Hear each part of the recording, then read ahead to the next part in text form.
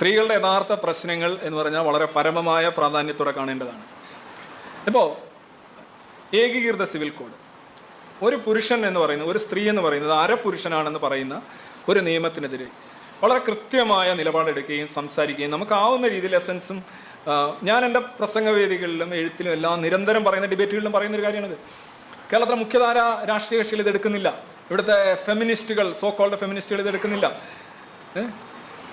ഇത് യഥാർത്ഥ പ്രശ്നമാണ്. അല്ലാതെ ഒരു പാട്ടിൻ്റെ വരിയുടെ ചുനുപ്പ് മാറിപ്പോയി, കോമ മാറിപ്പോയി, ആ സിനിമയിൽ ഒരു സീൻ ഇങ്ങനെ ആയിപ്പോയി, അതിനകത്ത് ദളിത് വിരുദ്ധതയുണ്ട്, കീഴാള വിരുദ്ധതയുണ്ട് എന്നൊക്കെയുള്ള വളരെ അതിസൂക്ഷ്മമായ നിരീക്ഷണങ്ങളുടെ പേരിൽ ഉണ്ടാക്കുന്ന പ്രകമ്പനങ്ങളൊന്നുമല്ല യഥാർത്ഥ പ്രശ്നങ്ങൾ.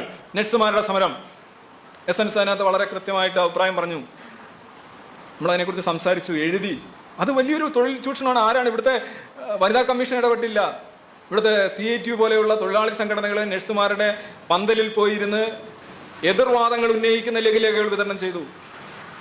സമരം ഞങ്ങൾ മുഖേന നടത്തിയില്ല എന്നുള്ള ഒരു ആരോഗൻസ്. അവിടെ അത്തരം കാര്യങ്ങളാണ് നമ്മൾ സ്ത്രീപക്ഷ. സ്ത്രീ എന്ന് പറയുന്നത് പുരുഷനാൽ സംരക്ഷിക്കപ്പെടേണ്ട ഒരു വിഭാഗമല്ല.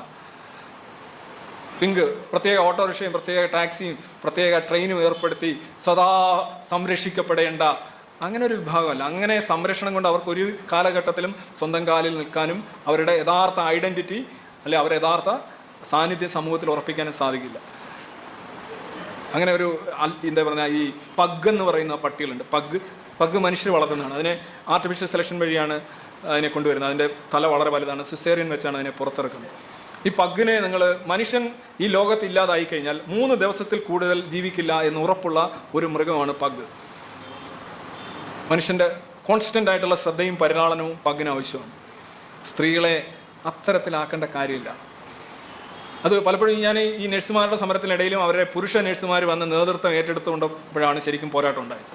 എപ്പോഴും ബൂസ്റ്റർ ഇഞ്ചക്ഷൻ പുറത്തുനിന്ന് കൊടുക്കേണ്ടി വരുന്നു, നേതൃത്വം കൈയാളാൻ പുരുഷൻ വരേണ്ടി വരുന്നു, പുരുഷൻ വന്നത് നന്നായി എന്ന് ചിന്തിക്കുന്ന സ്ത്രീകൾ.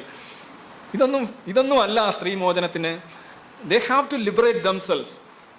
നമുക്ക് അതിന് സഹായകരമായ നിലപാടുകൾ നിരന്തരമായി എടുക്കാമെന്നേ ഉള്ളൂ.